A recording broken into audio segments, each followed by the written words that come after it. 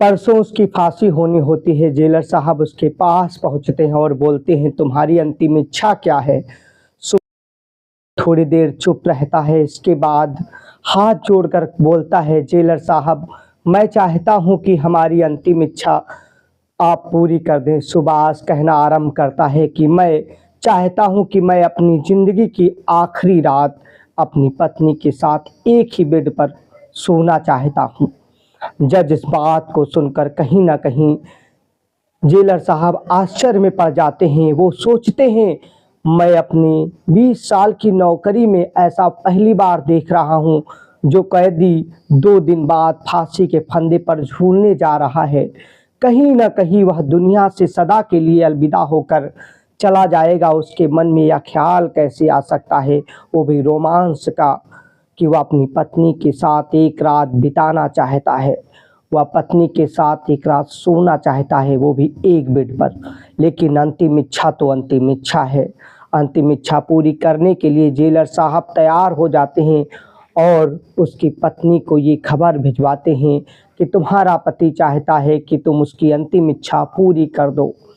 नमस्कार मित्रगणों, ये कहानी जब आप पूरी सुनेंगे, दुखद कहानी, तो आपको कहीं ना कहीं आपके अंतरात्मा तक झकझोर उठेगी, काँप उठेगी। और ये पूरी कहानी उत्तर प्रदेश के अलीगढ़ ज़िले से ताल्लुक़ रखती है, जहाँ पर 2 दोस्त रहते थे। एक का नाम सुभाष होता है तो दूसरे का नाम विनोद होता है। दोनों जिगरी यार थे। सुभाष और विनोद एक साथ खाते पीते, एक साथ बड़े हुए। धीरे धीरे एक साथ बड़े होते हुए एक निश्चित समय के बाद दोनों दोस्त एक कंपनी में नौकरी करने के उद्देश्य से ज्वाइन कर जाते हैं। इसी बीच वो एक साथ रहते हैं। उसकी कंपनी में एक लड़की वंदना के नाम की होती है, जिसकी सुभाष से दोस्ती हो जाती है। वंदना सुभाष से कहीं ना कहीं प्यार कर बैठती है, सुभाष को अपना दिल दे बैठती है और दोनों एक साथ मिलना जुलना बढ़ाते हैं, साथ घूमते फिरते हैं। सुभाष जब अपने टिफ़िन लेकर जाता तो उसके टिफ़िन से कहीं ना कहीं वंदना भी खा लेती, और जब वंदना को लेकर आती तो उसकी टिफ़िन से सुभाष भी खा लेता। मतलब यह कहीं ना कहीं दोनों की दोस्ती यहाँ कुछ हद तक आगे बढ़ चुकी थी। कहीं ना कहीं कुछ और लोगों की नज़रों में ये दोनों आने लगे थे। सुभाष का जो दोस्त होता है उसका नाम विनोद, वो कहता है कि दोस्त, मैं चाहता हूँ कि हमारी भी दोस्ती उस लड़की वंदना से हो जाए, हम दोनों एक साथ रहेंगे। कहते हैं ना कोई अपनी गर्लफ्रेंड को किसी के साथ शेयर करता है, ना पत्नी को, और ना चाहता है। कहीं ना कहीं वो साफ साफ मना कर देता है और कहता है कि हम उससे तुम्हारी दोस्ती नहीं करवा सकते। इस बात से कहीं ना कहीं विनोद काफ़ी नाराज़ होता जाता है, चिढ़ जाता है और उसी समय से सुभाष के प्रति ईर्ष्या जलन रखने लगता है।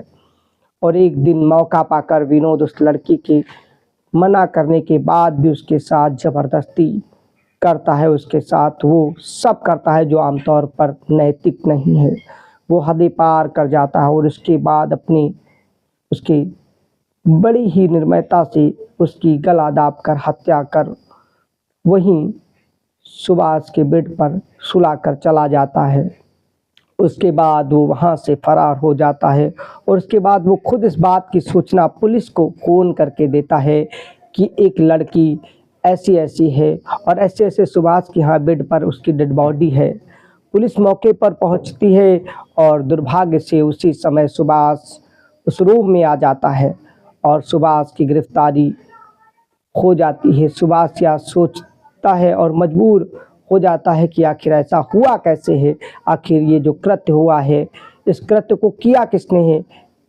और ना जाने वो मौके वारदात पर पहुंचता है। पुलिस भी वहां पर मौके पर पहुंचती है। सबूत और सब कुछ होने के बावजूद कहीं ना कहीं सारा काम उसके खिलाफ होता है। भारत के अंधे कानून के आधार भी सबूत हैं और यहाँ पर सुभाष की गिरफ्तारी होती है। सुभाष जेल जाता है और जेल भेजने के बाद तमाम तरह की चीज़ें होने लगती हैं।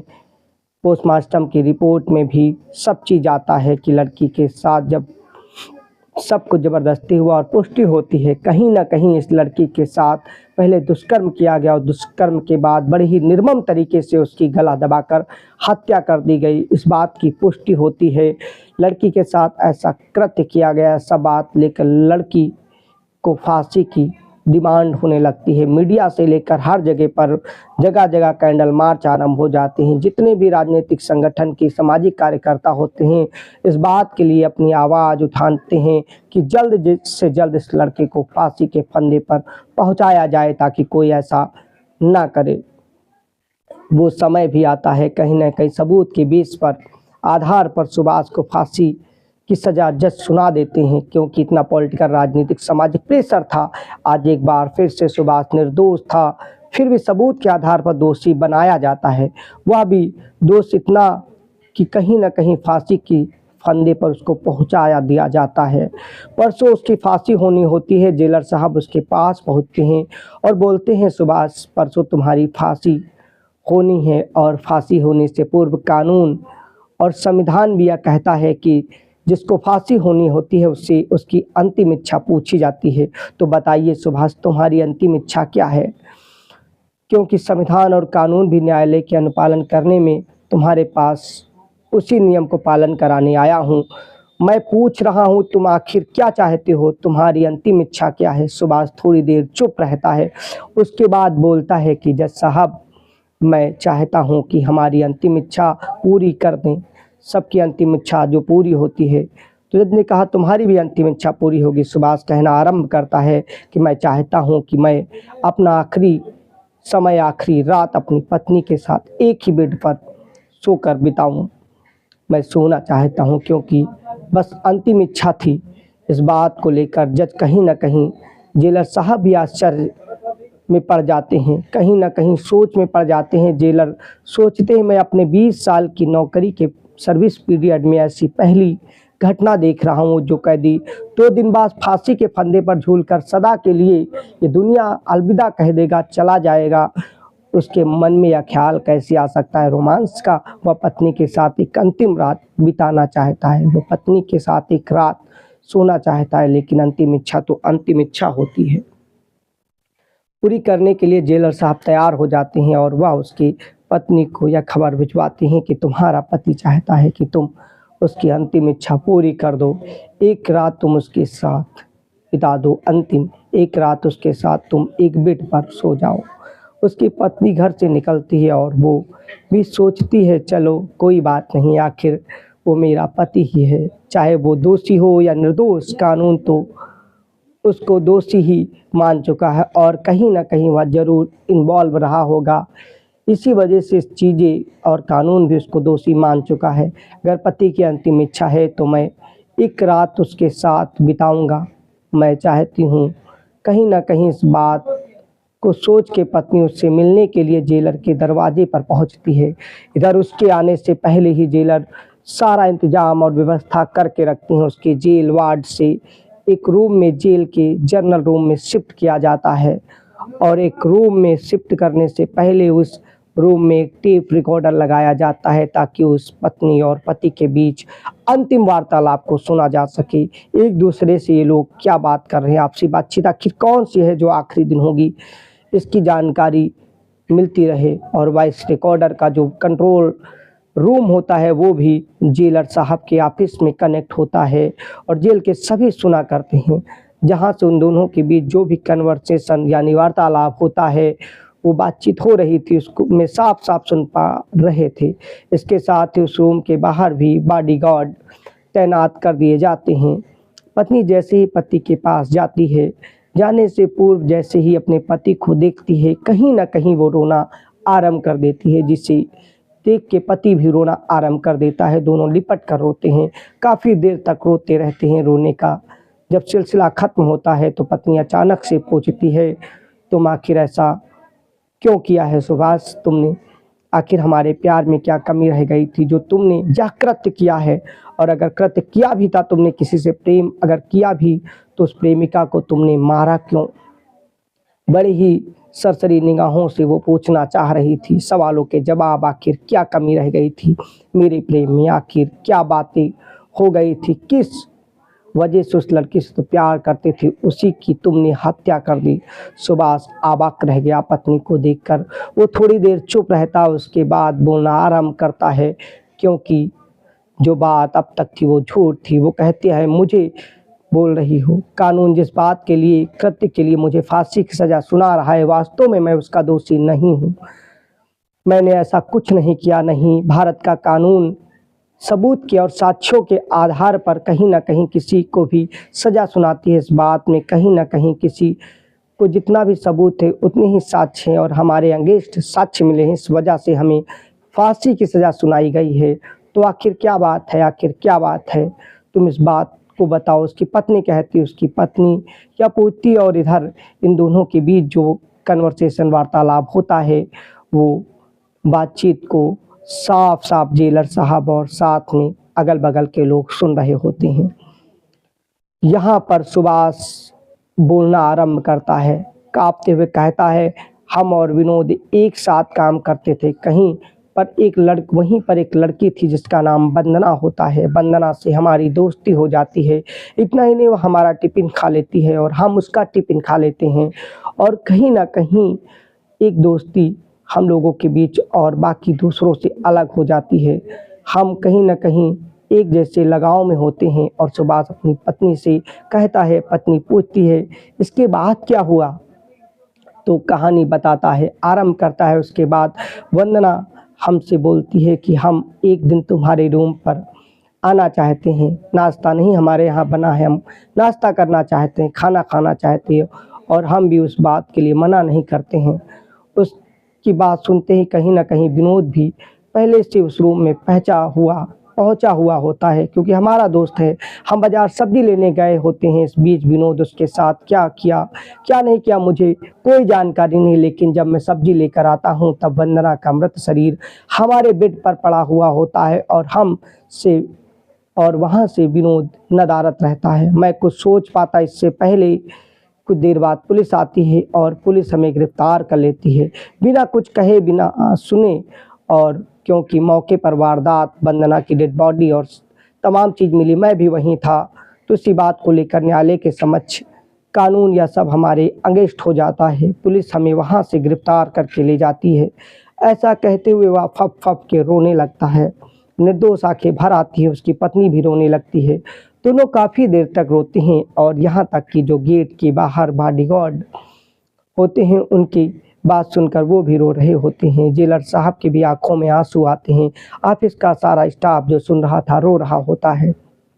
वॉइस रिकॉर्डर में करुण रुदन और सच्चाई भर जाती है। इसके माध्यम से कानों कान ये आवाज़ धीरे धीरे बाहर मीडिया के माध्यम से पहुंचती है। कहने सुनने के बाद जेलर साहब की आंखों में आंसू के साथ माहौल गम का हो जाता है। कहीं न कहीं गम में सा भी माहौल होता है। सुबोध आगे अपनी कहानी को बताना आरंभ करता है। कहता है, भारत का कानून अंधा है, ये सबूत देखता है। कहीं ना कहीं यह अंधा कानून ही है। काफ़ी खोजबीन, इन्वेस्टिगेशन के बाद कुछ भी नहीं हुआ। साक्ष्य और सबूत जो मौके पर मिले उसी को आधार बनाकर हमें फांसी की सज़ा सुनाई गई।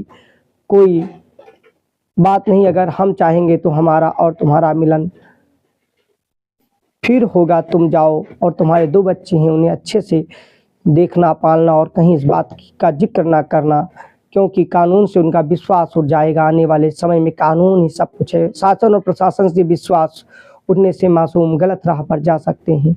कानून का भरोसा खत्म हो सकता है। सुभाष बोल फिर कर रोने लगता है। उसकी पत्नी जैसे ही थोड़ा सा आगे बढ़ती है, पूरा जेल का माहौल गमहीन हो जाता है। सब लोग रो रहे होते हैं, बॉडीगार्ड के साथ जेलर रो रहे होते हैं, जितना भी स्टाफ है, कर्मी है, सब रो रहे होते हैं। इस घटना को देखते समय पत्नी को पति देखता है, और पत्नी अपने पति मतलब सुभाष को अपनी आंखों के सामने देखता है। उसकी पत्नी को देखकर आरंभ करती है। सुभाष एक दूसरे के मुंह मुड़ मुड़ कर देखते हैं, और जब अपने पति को रोता हुआ देखती है तब पत्नी से उसकी पत्नी कहती है, तुम जाइए। ना सिर्फ वो पहुंचती है बल्कि उसके पैरों पर गिड़गिड़ाती है। कहती है, पतिदेव, आज मेरा और आपका ये आखिरी मिलन है। मैं चाहती हूँ कि 1 से 2 मिनट में और आपके पास रुक जाऊँ। इस बात की अनुमति देते हैं। 1-2 मिनट बात और समय बीतने के बाद वह उसके साथ फिर से जो आरंभ होता है, वो बोलती है, आज आपका और मेरा यह आखिरी समय है, मैं अब जा रही हूँ। पत्नी अपने घर चली जाती है। लेकिन इस बीच जितने भी लोग होते हैं सब इस बात की चर्चा करते हैं। कहीं ना कहीं सबके कानों में ये बात जाती है कि आखिर एक निर्दोष को फिर फांसी के फंदे पर भारत का कानून संविधान पहुंचाने जा रहा है। इस बात की चर्चा पूरे जेल के माहौल में घुल जाती है। इस बीच जेलर साहब जब पूरे वॉइस रिकॉर्डर को फिर से सुनते हैं, दोबारा सुनते हैं, इसके बाद मन में अचानक से ख्याल आता है आज फिर एक निर्दोष फंसाया जा रहा है। कहीं ना कहीं कानून या संविधान कहीं ना कहीं आज निर्दोष को फांसी के फंदे पर पहुंचा दिया है। परसों सुबह आज को फांसी होनी है और मुझे उससे पहले कुछ करना चाहिए। अगर हम आज ये कुछ ना कर सके तो पूरे नौकरी के दौरान अगर एक ऐसा भी कांड हो गया तो ये मेरे लिए बहुत ख़राब होगा। आत्मा जवाब देने लगती है और कहता है समय गंवाने का कोई फ़ायदा नहीं है। हमारे सामने आंखों के सामने कोई निर्दोष फंदे पर झूल जाए, अचानक से पूरे महकमे में इस बात की चर्चा हो जाती है और सामने वाले अधिकारी ऊपर बात पहुंचाते हैं। एक हाई लेवल मीटिंग बुलाई जाती है। जेलर साहब उस मीटिंग में प्रशासनिक अधिकारियों के सामने रिकॉर्डर के साथ, राजनीतिक और सामाजिक संगठनों के साथ, भूतपूर्व जज भी जहां होते हैं, बात रखते हैं। बात में चर्चा होती है और सबूतों को फिर से परखने की बात आती है। वॉइस रिकॉर्डर और चीज़ें फिर से केस खोला जाता है, सबूतों खंगाला जाता है। अब लोग आश्चर्य में पड़ जाते हैं आखिर भारत का कानून या क्या करने जा रहा था और इस बात का निर्णय होता है कि आखिर सही में निर्दोष है तो उसका दोष विनोद दोषी है। सुभाष को फांसी क्यों, इस बात की चर्चा वहाँ होने लगती है। अब सब लोग इस बात का निर्णय करते हैं कहीं ना कहीं यह सब सबूत फिर से देखा और परखा जाए और विनोद को फांसी के फंदे तक पहुंचाया जाए, क्योंकि असली मुलजिम वो है। अगले दिन इस बात की सूचना सुभाष के घर वालों तक पहुंचती है। पति की बेइज्जत रिहाई की जानकारी, इस बात को सुनकर बहुत ज़्यादा खुशी उसकी पत्नी को होती है। खुश होने के बाद भारत के संविधान और भारत पर फिर से उनका विश्वास और भरोसा होने लगता है, क्योंकि सच्चाई कुछ और थी और सच्चाई यहाँ थी कि विनोद ने वंदना का कत्ल किया, ना कि सुभाष ने। अब क्योंकि परसों फांसी होनी होती है सुभाष को, इधर जैसे ही हाई कोर्ट का आदेश होता है कि विनोद को जल्द से जल्द पकड़ा जाए, पुलिस अपना काम आरंभ करती है और तब जाकर विनोद को पकड़ लेती है। विनोद को न्यायालय में प्रस्तुत किया जाता है और न्यायालय विनोद को फांसी की सज़ा सुनाती है। पूरी सुनवाई सब चीज़ कानून के दायरे में होने के वजह सबूत उसके अगेंस्ट जाते हैं। तब कानून और संविधान पर भरोसा न करने वालों को भी विश्वास होने लगता है। भारत के न्यायिक प्रक्रिया, संविधान, कानून के हिसाब से अगले ही पल विनोद को फांसी के फंदे पर पहुंचाया जाता है और विनोद को फांसी हो जाती है और बेइज्जत सुभाष को रिहा किया जाता है। कहीं ना कहीं यह है कि सच, सूरज, चांद और सच को छिपाया नहीं जा सकता। एक निर्दोष भले ही देर से ही सही लेकिन निर्दोष साबित होता है। आपको यहाँ क्या चीज़ें हैं, आप अपनी पूरी कहानी को सुनकर राय दीजिएगा। ये कहानी में नाम और कई चीज़ों को बदल दिया गया है, लेकिन ये कहानी और कानून में ऐसे सैकड़ों केसेस हैं। किसी को 20 साल बाद, किसी को जिसके मर्डर में जेल भेजा जाता था वो जिंदा आ जाता है। किसी जिंदा की मौत के आरोप में कई जेल काटते हैं, जब वो जिंदा पकड़ा जाता है तो बाहर होते हैं। मध्य प्रदेश से लेके झारखंड तमाम जगह पे ऐसे सैकड़ों केस आते हैं। ऐसे ही बहुत से कहानी, किस्सा और सच्ची खबरें आप तक विशाल की रिपोर्ट में पहुंचाते रहेंगे। कभी जो कुछ सामने दिखता है वैसा होता भी नहीं है। ऐसे बहुत से केस से आगे हम ऐसी चीज़ें लाते रहेंगे। जय हिंद।